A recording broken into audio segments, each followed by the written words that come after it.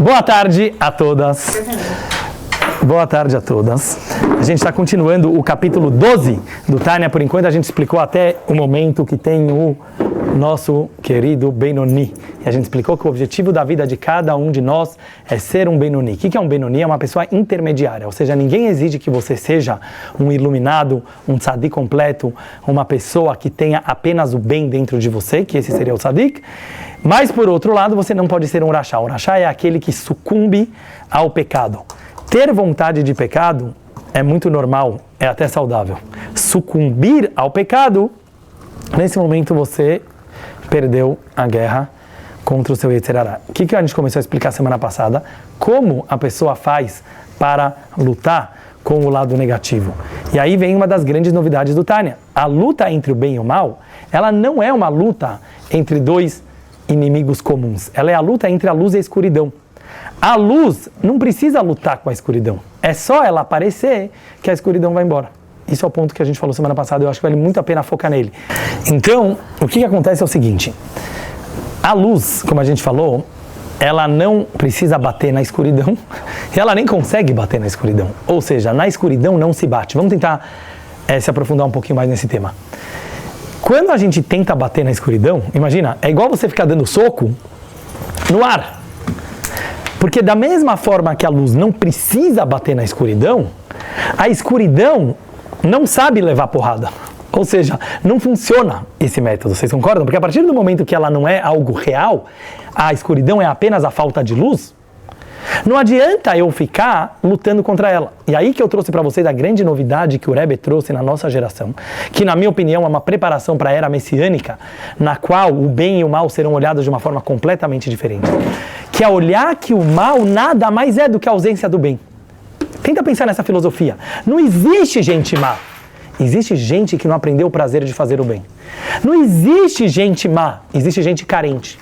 Não existe gente malvada. Existe gente que está faltando uns parafusos. Mas se você vai colocar o bem é tão mais gostoso, tão mais satisfatório, tão mais incrível que o mal, ele simplesmente sucumbe e ele desaparece perante o bem. Vocês poderiam me dizer que isso é um discursinho bonito, certo? Mas na prática, a gente sabe que não é bem assim. O que significa isso na prática? Vamos tentar imaginar. Vamos dizer que uma pessoa ela tem um problema emocional muito forte. Que esse problema emocional leva ela a ter comportamentos muito destrutivos. Eu gosto de falar mais de palavras psicológicas, porque quando você fala em palavras, sabe, fala assim, ele quer fazer o mal, ele quer pecar. Eu não consigo acreditar realmente nisso, eu sempre vejo que tem um motivo que a pessoa age daqui. Ninguém está perdido, eu costumo falar muito isso, sabe? Eu gosto de enfatizar, principalmente no mundo ortodoxo.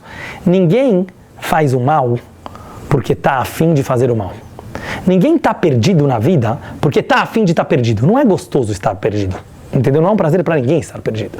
Se uma pessoa está confusa, se uma pessoa está perdida, tem que se analisar a causa, tem que se analisar o que está levando ele. Isso não significa que o mal não é mal, quero deixar bem claro, não. Claro que tem toda uma energia negativa, destrutiva, que a gente chama de Yetzer Hara, que está guerreando contra o bem, e você tem que travar uma luta. Eu acho importante enfatizar, porque para mim essa que é a grande mistura entre direita e esquerda. Quem consegue entender as bases da política, porque eu acho que está tudo ligado, no fundo, essa que é toda a discussão, entendeu? Tem que matar o ladrão, ou você tem que entender o que levou ele a se comportar daquela forma. Os dois, entendeu o que eu quero dizer? Quer dizer, não estou falando agora para matar, mas quer dizer assim, se a gente não conseguir entender que a luta entre o bem e o mal, ela é real, mas simultaneamente ela é algo mais holístico, é algo que, na verdade, os dois estão interagindo, essas duas coisas juntas que dão, eu não quero entrar nesse tema agora, mas para mim, cada vez mais, se Deus quiser, um dia eu vou escrever um livro sobre esse assunto que vai se chamar Paradoxal, porque eu estou começando a perceber cada vez mais que justo todas essas brigas, entendeu? Desde Haddad e Bolsonaro até qualquer outra briga que você vai pegar, principalmente quando tem dois lados muito polarizados, claro que às vezes você vai ter que optar por um dos lados, mas cada vez mais para mim está claro que existe uma resposta no meio entre os dois, que não é uma resposta linear, não pode ser uma resposta que simplesmente banal, 2 mais 2 é 4, porque senão todo mundo já teria essa resposta, mas é justamente na coragem, na humildade, na vulnerabilidade de você conseguir misturar os dois lados que você tem a resposta que tanto... Para mim, Mashiach é isso, entendeu? Mas eu não vou entrar tanto nisso aqui agora, mas aqui é a mesma coisa trazendo. Quando o Alter Rebbe diz que tem a luta entre o bem e o mal, é porque ela é uma coisa real, ela existe. Não fica agora querendo achar que tudo é do bem, que tudo é bonzinho, que tudo é... Não é isso que estamos falando. Mas ao mesmo tempo, qual é a maneira de você travar essa guerra? Qual é a maneira de você se esforçar e de você lutar? Sendo inteligente. Não adianta ficar indo só no sintoma. Não adianta ficar indo só na consequência. Vai na causa, porque tem algo que está levando aquela pessoa a agir e a se comportar daquela maneira. Voltando para isso, então vamos pegar esse exemplo. Vamos dizer que alguém está se comportando de uma forma muito destrutiva para ele, para os outros, religiosamente falando, emocionalmente falando, assim por diante. E pessoas que conhecem bem ele, ou às vezes ele próprio, reconhece que o que está levando ele a se comportar dessa maneira é um vazio emocional muito forte. Seja lá por que ele tem esse vazio, mas ele tem. Senão ele não estaria fazendo essas loucuras, digamos assim. Pode ser um trauma de infância, pode ser de nascença, pode ser 1000 coisas, pode ser causas que aconteceram na vida dele. Mas se essa pessoa sabe que tem esse vazio, vamos pensar juntos, tá bom? Como conseguir lutar contra ele? Você luta contra um vazio emocional? Você preenche. Você não pode lutar contra isso. Se você lutar, provavelmente você vai aumentar o buraco. Vocês estão entendendo onde que eu estou querendo falar? Reconhecer que tem esse vazio primeiro. Ele tem que reconhecer, mas imagina que chega o pai dessa pessoa, ou vamos dizer que chega o professor dessa pessoa. Pode sentar aqui, Ruth, bem-vinda. Vamos dizer que chega o pai dessa pessoa, ou chega o rabino dessa pessoa, ou chega o professor dessa pessoa e fala para ele, como era muito nas escolas antigamente, humilha ele em público, certo? E fala assim, você é um pecador, você é a maçã podre, você está estragando todo mundo, prejudicando toda a classe, você é uma vergonha para a nossa família, qualquer coisa nessa linha. Ele está conseguindo resolver o problema emocional daquela criança? Não, ao contrário. Se ele realmente tinha um vazio, pode ter certeza de uma coisa, aumentou. Então, só tentam perceber como que essa linha de educação, não é só que ela não resolve o problema, ela pode aumentar bastante o próprio problema. Então tem muitos estudos que hoje mostram que, por exemplo, no judaísmo e fora do judaísmo, certo? Que tinha alguma pessoa que ela era olhada pelos pais de uma forma negativa, e às vezes ela nem era tão negativa quanto ela era olhada, mas o fato que ela foi taxada... Sim, são os rótulos, né? Rótulos. Mesmo inconscientemente, mesmo que os pais não verbalizavam isso, só a maneira de olhar, só a maneira de falar, ela própria começa a acreditar que ela é aquilo. Como tem muitos estudos psicológicos que falam, o cérebro não entende a palavra não. É verdade. Ele não entende. Sabia? Isso aqui é uma das maiores descobertas de neurociência. Por exemplo, se você falar para uma criança várias vezes, não seja ladrão, ele está ouvindo a infância inteirinha, seja ladrão. Olha que louco. Olha que louco. O cérebro dele está entendendo, seja ladrão, porque não quer dizer nada. Então, é como se o pai estivesse falando para ele inconscientemente, filho, eu sei que você é um ladrão, eu sei que você rouba pra caramba. É isso que ele está ouvindo, entendeu? Quer dizer, o cérebro dele está entendendo, e é isso que cada vez mais a psicologia positiva está falando, e na minha opinião, o Rebbe de Lubavitch já descobriu isso muito antes, que é isso que eu falei para vocês na aula passada. Que não é porque a gente está querendo fazer judaísmo light, não é porque a gente está querendo agora ser gente boa com os não religiosos, não é nada disso, é para os religiosos. Não funciona o sistema a longo prazo, com certeza não funciona, do não, porque o cérebro quer saber o que sim. Ele é produtivo, o cérebro ele é afirmativo, ele é positivo. Isso é super aplicado hoje em dia em escolas, etc. Mas é muito interessante que isso são exemplos pequenos que funcionam muito, mas se você pegar a longo prazo, pegar no nosso caso que é judaísmo, certo? Você quer aproximar alguém para o judaísmo. Claro que tem muitas proibições da Torá, mas o que é mais fácil? E o que é mais verdadeiro? Você aproximar uma pessoa para o judaísmo e vai falar assim, ó, não pode andar de carro no Shabat, não pode acender luz no Shabat, não pode comer isso, não pode fazer aquilo, porque senão você vai para o inferno. É um método, certo? Que pode funcionar para algumas pessoas. Ou você vai falar para ele, olha que dia incrível, um dia que você pode estar com a família, Um dia que o Rabino vai te escutar um pouco mais. Um dia que você vai cantar música. Um dia... E aí ele vai entender que o motivo que a Torá quer que ele deixe de fazer um montão de coisas é para ele estar focado, para poder fazer essas coisas. Então, é interessante como mesmo o judaísmo você pode focar no não ou você pode focar no sim. Voltando para o nosso Tânia, só quero entrar onde que eu estou querendo chegar. Claro, eu não vou me enganar, claro que tem momentos da vida que a mãe tem que saber dar bronca, que tem que saber botar de castigo. Por isso eu falei, eu sou muito o caminho do meio nesse assunto. Eu acho que tem vezes que você está percebendo que aquele comportamento está sendo de alto risco para a pessoa, então você vai ter que colocar ele numa clínica, você vai ter que colocar, entendeu? Não estamos querendo agora achar que um bate-papo com a terapeuta resolve tudo, entendeu? Eu acho que está se comprovando cada vez mais no mundo que não.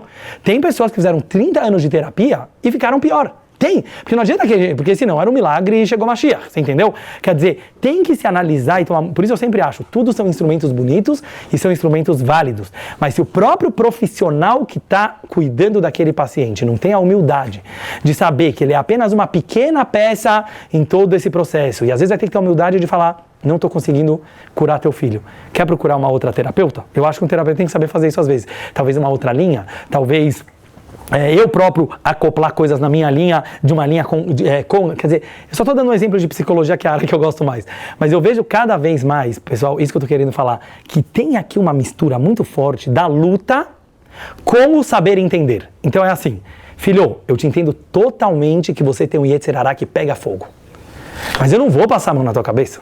Vocês estão entendendo onde que vai o equilíbrio? Porque é muito perigoso, tem uma linha muito tênue entre as duas coisas, porque às vezes o filho só vai entender se o pai der um berro com ele, porque ele vai entender que doeu pro pai. Porque ele vai entender que é muito grave isso que ele está fazendo. Então, mas tem jeito de gritar. Então é muito difícil, né? Quer dizer, tem jeito de gritar, porque se for só um abuso em relação ao outro, também não vai funcionar. Trazendo para o nosso exemplo, eu só trouxe exemplos de pai e filho, porque eu acho que é a mesma coisa que você tem que fazer com você mesmo. Como você faz isso com você mesmo? Que é isso que talvez o rei Salomão está falando. Se o mal, ele é escuridão, não adianta dar porrada nele. Não adianta. Por quê? Porque ele não sente porrada. Quer dizer, ele não é assim que você... Você precisa botar luz. Agora, o que é botar luz? Essa é a grande pergunta. O que é botar luz? Botar luz... Acho que teve uma aula que eu já falei isso aqui para vocês. A luz, pessoal, olha que mais incrível. Ela não é contraditória com a escuridão. A gente acha que luz e escuridão são contraditórias. Não. A luz ilumina a escuridão. Então, por exemplo, esse quarto estava escuro, entrou luz. A luz não tirou a escuridão, a luz iluminou a escuridão, porque nada precisou sair para a luz precisar entrar. Vocês conseguem entender? É uma das coisas da física mais interessantes. Tanto é que quem estuda a física da luz, é uma coisa super interessante, a luz não é uma coisa. A luz é a única coisa que não é uma coisa pela ciência. Ela é energia. Porque a luz, ela não é... digamos assim, Não ocupa espaço. ela não ocupa espaço, ela não ocupa tempo, né? Porque a velocidade da luz, ela está acima de tempo e espaço. Vocês conseguem entender? Quer dizer, fisicamente provando, a luz, ela nada mais é do que revelar para você quem você já é. Então, trazendo para palavras nossas, seria mais ou menos assim. Sabe, e nesse assunto eu sou mais freudiano, eu sei que tem muita gente que não é tanto, mas nesse assunto, por isso eu acho que, apesar de parecer muito contraditórios, de novo, eu acho que tem que conectar psicologia positiva com psicologia, com psicanálise, apesar que muita gente é mais radical para um lado ou mais radical para o outro. Porque eu estou muito nessa linha de conseguir perceber que não é ou isso ou aquilo. Quando chegar em Hanukkah, se Deus quiser, eu vou dar uma aula sobre a linha de Beit Shammai e Beit Hillel, sobre as velas de Hanukkah, e a gente vai ver que eu acho que tem muito a ver com isso, mas vamos guardar para lá. Mas por que eu estou trazendo isso? Vamos entrar nessa linha que eu falei que é mais freudiana. O que o Freud descobriu, digamos assim? O que ele acreditou? Tem muitos métodos para fazer isso, mas é uma coisa assim. Quando você cura um problema, quando você consegue entender ele, quando você bota luz é entendimento. Não existe cura, existe iluminar. Então, por exemplo, quando a criança ela era pequena, ela entendeu uma coisa errada. Isso é um trauma, certo? Ela entendeu alguma coisa, um monstro enorme que não existe, e ela ficou com aquela cabeça de pequeno, de criança, até uma idade adulta. Não tem shiur que vai resolver isso. Vocês estão entendendo? Não tem. Isso que os rabinos precisam entender. Não é um shiur. Não tem nada a ver com shiur. Que você falou, nem terapia? Não, é uma pergunta. Eu acho que Torá pode ajudar muito, mas já vou explicar como. Não é uma lógica. Ele descobriu que a cura estaria se você conseguir, com a tua cabeça de adulto, olhar para aquele momento, uma sensação, não é uma coisa lógica. Você conseguir sentir aquilo que você sentiu quando você tinha 3 anos de idade, agora com a cabeça de adulto, você vai entender que o monstro não existe. Vamos trazer, saindo um pouco agora de Freud, mas trazendo para a nossa vida. Quer dizer o seguinte, se você conseguir entender com carinho a tua escuridão, ela para de ser escuridão. Então, por exemplo, vamos dizer que uma pessoa está fazendo loucuras na vida porque ela tem um vazio existencial muito, muito forte. Esse vazio existencial é ruim? Ele é mau? Está prejudicando ele. Muita gente acha que é mau. Vem a Toira e falar, isso que eu quero mostrar para vocês. Vem o Alter Rebbe e falar. Claro que não. As pessoas mais criativas, as pessoas mais produtivas, as pessoas mais que inventaram coisas na vida, certeza que tinham um vazio existencial muito grande, senão eles não teriam descoberto nada. Olha que louco, porque você poderia falar, tem remédio. Hoje tem remédio, toma remédio, o cara não fica mais angustiado, não fica mais... Vou falar uma novidade, também não fica mais criativo. Porque é o vazio que faz... Então, onde eu queria chegar? O vazio próprio. Ele não é mau. Ele não é mau. Mas é fácil falar. O cara pode morrer no vazio. Calma. Eu quero falar assim. Eu só queria mostrar assim. O vazio, ele parece a coisa mais terrível que tem, mas é mentira. O que é o verdadeiro? Aí você precisa de Hassidut. Aí você precisa de Torá. O que é o vazio? Que é uma coisa que quem não tiver religião não vai concordar. O que é o vazio? O vazio é o vazio da alma. É o vazio da alma que ela está num corpo limitado, que ela está num mundo de escuridão, no sentido que ela não encontra a luz. Ela está com sede de Hashem. Ela está com sede do infinito.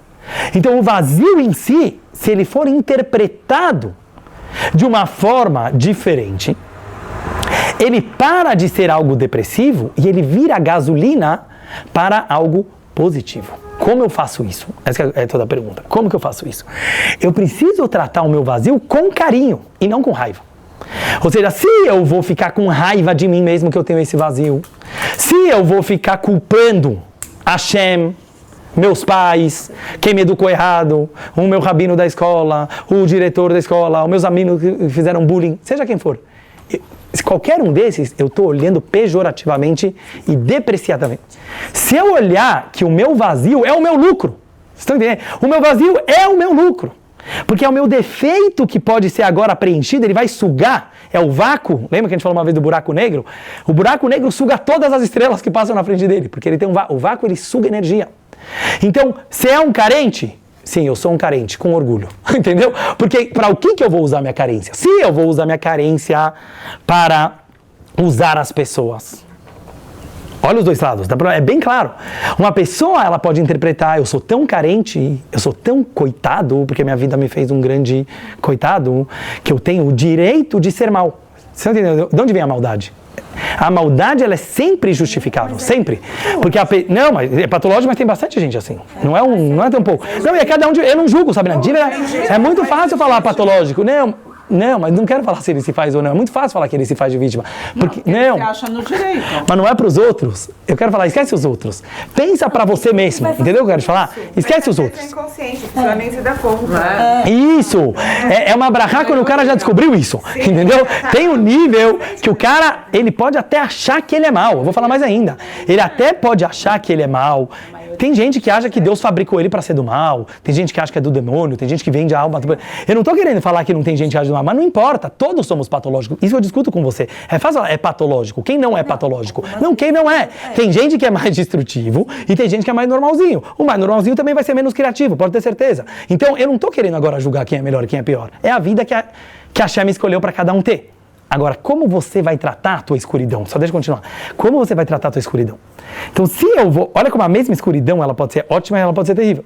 Se eu vou olhar a minha escuridão de uma forma vitimista, como a Ruth falou, eu vou falar assim. Eu sou assim porque eu sou assim. Não tem escolha. Não tem saída. É muito doloroso. É muito sofrido. Por causa de culpa desse, daquele, ou talvez até de mim mesmo. Eu mereço ser assim. O que eu vou fazer com esse vazio? Esse vazio, ele é escuro. Vamos continuar no escuro. Eu quero muito usar as palavras do Tara. O que é escuro? O que é escuro? Quem já foi naquele museu do escuro? Tem um museu que você fica lá. O que é escuro? Escuro quer dizer que você está confuso. que você está perdido. Então você atira para todos os lados. Você acha que o que vai preencher esse teu vazio é qualquer coisa que não seja você, porque você é uma porcaria. Então uma época da vida é comida, outra época da vida é mulheres, outra época da vida é drogas, outra época da vida... Vocês estão entendendo o negócio? Porque não é a coisa que você quer. Você não quer a coisa, você está perdido. Então você vai mexendo na escuridão. Quando você bota luz na tua escuridão, não é para sair da escuridão, é para botar luz na escuridão. O que quer dizer ilumina a escuridão? Se você conseguir enxergar que a verdadeira escuridão é a escuridão que Hashem queria que você tivesse, porque Hashem não sacaneia ninguém. Então, se ele fez que essa pessoa, Deus nos livre, precisou sofrer um abuso quando era criança. Hoje eu vi rabinos que falam com infelizmente, muitas crianças que foram abusadas. Por que eu falo isso? Mesmo que é um caso extremo, infelizmente não é tão raro, mas ele é extremo. Porque às vezes, eles também são criaturas de Hashem. Você consegue entender como Hashem deixou uma criança ser abusada? Eu não consigo. Mas não é também minha função justificar nem entender. Mas o fato é, ele continua sendo judeu? Sim. Ele continua existindo? Sim. Ele continua tendo missão na vida a cumprir? Quer dizer que, de alguma forma, até alguém que sofreu coisas gravíssimas, o judaísmo não perde a fé dessa pessoa. E por isso eu falei para vocês uma vez, até o psicopata, que hoje em dia os psicólogos falam que é um caso sem saída, eu acredito que nesse método do Tânia, eu deveria fazer faculdade de psicologia só para isso. Eu queria comprovar que, eu queria mostrar como religião é científico, não, mas eu queria trazer muito, igual o Viktor Frankl, igual outros fizeram, não adianta você não trazer para o científico, senão vira astrologia. Então, falando sério, senão vira uma coisa que não tem base, que não tem base de comprovação nenhuma. O legal é você conseguir mostrar, e cada vez mais a psicologia positiva está indo para esse caminho, de mostrar que a espiritualidade, apesar dela não ser comprovada cientificamente, a alma e todos esses conceitos, elas conseguem curar coisas que não tem explicação nenhuma. Por exemplo, o amor cura. Tem muitos exemplos de pessoas que estavam super problemáticos, alguém se apaixonou por ela, seja ela pelo motivo que for, a pessoa começou a curar, entendeu? Aí vai ter explicações científicas, entendeu? Ativou no cérebro, não sei o que lá. Mas vamos falar ainda, o amor é uma coisa muito maior. Porque justamente porque o amor não tem nenhuma lógica, aquele cara que acha assim, nunca serei amado na vida, e de repente ele começou a ser amado, aquilo cura a doença. Agora, eu não vou querer entrar, mas eu só estou querendo mostrar que cada vez mais, é mais um paradoxo que eu quero conectar. Não tem que ser contraditório ser uma pessoa científica e ser uma pessoa mística. Porque por séculos ficou ou que você é isso, ou que você é aquilo. Eu acho que, de novo, o mundo está chegando cada vez mais na conclusão. Eu estava vendo um seriado sobre astrologia, justamente porque eu quero dar aula sobre isso, e eles falam que os cientistas falam que é tudo bobagem, que não existe isso aqui, porque não tem comprovação. Mesmo esses cientistas, eles falam que o efeito placebo da astrologia funciona total. Ele fala assim, se a pessoa ela começa a acreditar naquilo, realmente a vida dele começa a funcionar daquele jeito. Então eu estou querendo dizer, mesmo que fosse placebo, você entendeu o que eu quero dizer? Mesmo que tudo isso aqui é placebo, beleza, usa o placebo, porque ele funciona. Então, isso próprio é uma prova que o cérebro humano, ele sim tem um local para a espiritualidade. Sabe onde eu quero chegar? Eu quero mostrar assim, se dá para enganar o cérebro humano com alguma coisa assim, quer dizer que essa coisa é muito poderosa, entendeu? Então, mesmo para quem não acredita em Deus real, Deus é a coisa que mais funciona. Mas eu não, entendeu? É muito louco isso, mas... Seja como for, não vou entrar, vários assuntos que eu falo que eu não vou entrar, porque cada um mereceu uma aula inteira, mas o ponto que eu quero trazer pra gente é assim, eu falei de novo, quem sou eu para falar, porque eu não fiz faculdade disso, etc. Mas eu tenho certeza, sabe, uma intuição, que tem uma parte do Tânia, da Hassidut, que se ela fosse acoplada à terapia, se ela fosse acoplada, sabe, ao mundo da psicologia, as duas coisas juntas, elas podem chegar. Porque o que faz uma boa terapeuta? Escuta você, porque ela não pode aconselhar, sério, um terapeuta não aconselha. Um rabino tradicional só aconselha. Bota tefilin que vai resolver. Escreve carta para o Rebbe, certo? Faz o Shema Israel. Tem uma coisa no meio, estou entendendo o que eu estou querendo dizer, o rabino psicólogo, eu acho que tem alguma coisa no meio que é as duas coisas juntas. É assim, claro que o Shema Israel resolve, mas não só como uma segular, entendeu? Não é simplesmente como uma segular, sabe? Tipo assim, vai lá e aperta o botão. Porque às vezes aquele aluno, ele não estava vindo para o rabino porque ele precisava que o rabino fala para ele, bota tefilin todo dia. Não é? Tem cliente que sim. Tem clientela aqui sim, mas tem um cara que ele só está afim que o rabino esteja lá para ele. E não o psicólogo. Sabe por quê? Porque o psicólogo às vezes não acredita na espiritualidade. Porque o psicólogo cobra dinheiro. Eu não vou entrar... Mas entendeu? No final das contas, o psicólogo ele é um profissional. Não adianta confundir as coisas. Eu tô falando por experiência própria. Dá pra unir as duas coisas. Não, dá pra unir. É isso que eu tô querendo dizer. O que eu tô querendo dizer é que às vezes o papel de um rabino, eu posso falar do meu lado por causa disso, muitas vezes, eu vou te falar um exemplo que aconteceu semana passada. Tinha um menino que ele está estudando medicina, um cara super sério, super inteligente, e ele chegou no 6º ano e ele precisa decidir. Vou fazer cardiologia, vou fazer cirurgia de cérebro, neurocirurgia, uma coisa raríssima no Brasil, tudo. Tava na dúvida, me mostrou todo. E ele me ligou, quero abrir carta do Rebbe. Ele falou, estou há 3 meses, preciso decidir hoje. Quero abrir, um cara não religioso, quero abrir uma carta do Rebbe. Eu, Dudu, falo aberto, acredito em muitas histórias de carta do Rebbe, etc., mas não acho que é loteria. Não acho que é, porque o Rebbe não está dando aquela carta para você, é uma carta que você vai ter que interpretar. E é uma coisa que a vida inteira do cara está dependendo disso. Será que isso não é, como se fala, jogar o tapete? Como se fala? Ele tratou... Existe uma palavra, uma expressão em português, não é jogar o tapete, jogar a toalha. Eu sempre jogar a toalha. Tem que tomar muito cuidado quando você vai fazer essas coisas, se você não está fazendo isso por comodidade. O que eu percebi? Estou falando sincero, eu falo assim, você não quer conversar comigo antes? Depois a gente abre carta do Rebbe, mas talvez você está precisando... A gente conversou, e eu sou muito, eu falei para vocês um shiur, muito da linha, o Rebbe nunca falou para abrir cartas do Rebbe. Eu respeito quem acha que esse é o caminho, mas o Rebbe falou, escolhe uma espia, escolhe um amigo conselheiro, que ele te escuta e ele te aconselha. A gente conversou, no final o cara decidiu, falou com os pais também, decidiu, tá super feliz com a decisão dele. Por que eu tô querendo falar? Eu acho que eu teria sido um rabino irresponsável se eu tivesse aberto carta com ele. Você entendeu? Eu sou dono do futuro? Não sei. Mas e se depois o cara fica extremamente decepcionado com aquela decisão? E se depois, pessoas que fizeram business e depois fica culpando o Rebbe por causa da... Eu falei, é uma coisa... É mexer gás dele. O Rebbe não mandou você fazer isso, você entendeu? Você pode culpar Deus, você pode culpar os rabinos. Mas é isso que eu estou querendo trazer agora. Eu acho que existe um caminho do meio, que a primeira coisa, dá atenção para esse cara. Escuta, o cara está com um problema. Depois de tudo, aí sim, você fala para ele, será que se você colocar tefilim todos os dias, e usa esses 5 minutos que você está colocando o tefilim como um momento de meditação, você uniu as duas coisas. Você entendeu onde eu quero chegar, Ruth? Lógico que no final o papel do rabino é falar para ele cumprir Shabbat. É falar para ele coloca o tefilim. Mas não é joga. Entendeu o que eu estou querendo dizer? Eu acho que não é só joga a mitzvah. Porque muitas vezes a pessoa ela não se sente acolhida se simplesmente você fala para ele vira mais religioso. Não sei, assim eu sinto que às vezes a pessoa sente que é tipo uma pressão rabínica. O rabino está se aproveitando da minha frase, assim que eu sinto. Eu não consigo fazer isso, porque parece que eu estou me aproveitando da fraqueza dela, sabe? Morreu um parente, vira um pouco mais religioso para morrer menos gente na tua família. Então é uma coisa que... Você está entendendo onde eu estou querendo chegar? Exatamente. O que quer dizer iluminar a escuridão? Iluminar a escuridão quer dizer assim, primeira coisa, ela existe. Você não está fugindo da escuridão, ao contrário. Você está usando a gasolina dessa escuridão, porque ela tem um vácuo que ela exige energia. Então você fala para aquele cara, você é rebelde? Você é contra a religião? Eu te amo mesmo. Eu falo, não papinho marqueteiro do rabino, não. Porque você está buscando alguma coisa, pelo menos. Você mostra que você não aceita o mundo tão colorido como ele é. Você está buscando, very good, Baruch Hashem.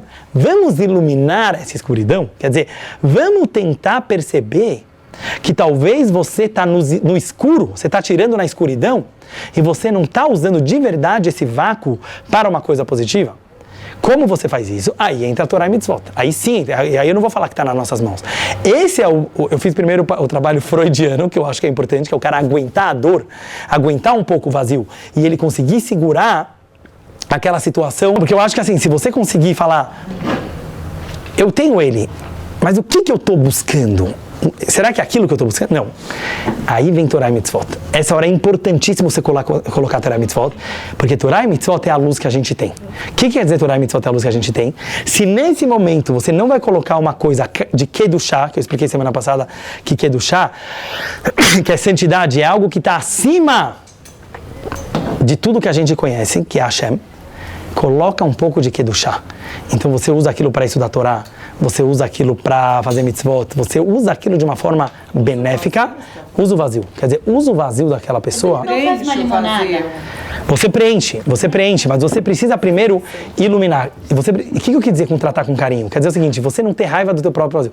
Percebe que o teu vazio vai te levar a coisas que pessoas que não têm esse vazio não vão levar, porque senão você não vai ganhar. Gente que não tem o vazio. Sharon, tem muita gente que não sente vazio. Né? E tem muita gente que preenche tanto vazio com coisas superficiais que não percebe.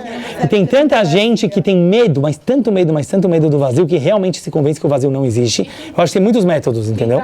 Acreditei muito em psicologia anos da minha vida e hoje eu duvido muito de várias coisas. Por quê? Porque eu vejo assim, tem que unir. Unir, é isso que eu tô querendo falar agora. Mas olha por quê. A escuridão é maravilhosa, mas é um grande perigo a pessoa, ela começar a se afundar naquele vazio cada vez mais.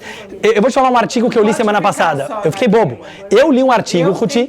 Vê se você conhece isso. Sharon, ouve esse exemplo. Eu li semana passada um artigo de uma pessoa de psicanálise, porque eu acho que acontece mais com pessoas de psicanálise, que ela era uma terapeuta há muito tempo. O que aconteceu?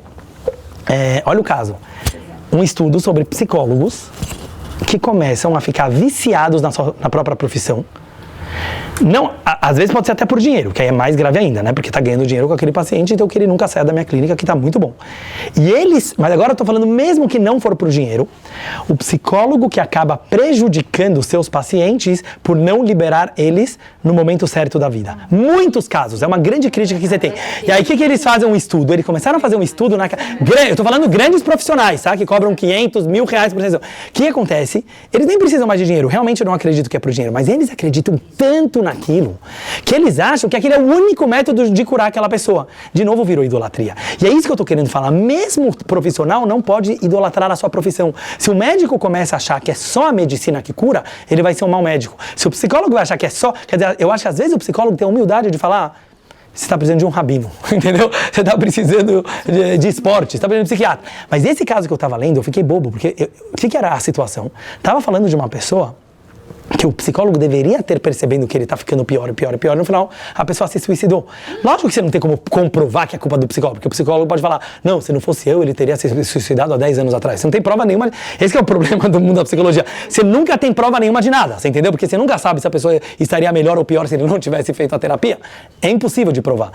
O ponto que eu estou querendo falar, quem sou eu eu não estou querendo definir nada, mas eu quero falar assim, quanto mais a gente vai misturar as áreas, quanto mais as pessoas das próprias profissões vão ter humildade de perceber que é uma mistura de tudo, sério? Desde a nutricionista até o personal trainer, até o teu rabino, até tudo junto, mas não idolatrar nenhuma dessas coisas. Eu acho que é muito... Ficar só na... Não é... Fala sobre isso um pouco, Rogério. Eu acho muito perigoso. Eu falo porque, por exemplo, aconteceu comigo que quando eu estava fazendo pós, era tudo baseado na psicanálise. Eu fui encantada com a psicanálise. Sim, porque é linda, né, a teoria. É incrível a teoria. Eu fui fazer análise. Então... Eu tive uma crise de ansiedade, porque é uma coisa que te leva, assim, você fica naquilo, e eu sou assim, eu penso muito, eu fiquei viciada. Eu também sou assim. Entendeu? Eu, por exemplo, comecei assim, se você ainda curte esse assunto, por quê? É analisar a causa da causa. Não. Sempre vai ter uma causa. Se você não chegar ao momento e você interrompe esse ciclo vicioso com a luz, você entendeu onde é o ponto que eu tô querendo chegar? Mas por outro lado, se você vai ficar só nisso, pode virar muito seco. Para algumas pessoas não vai funcionar. Então eu acho que de alguma forma a gente vai conseguir descobrir no nosso grupo. Com meus pacientes. Então, continuando, que o Alter Rebbe fala sobre isso. Ele fala o seguinte, mesmo assim, essa pessoa não é chamada de tzadik, porque essa vantagem que tem a luz da alma divina sobre a escuridão da clipá, das cascas que são afastadas automaticamente, é apenas nas 3 vestimentas da alma, que é pensamento, fala e ação, e não na essência da alma sobre a essência da alma da clipá.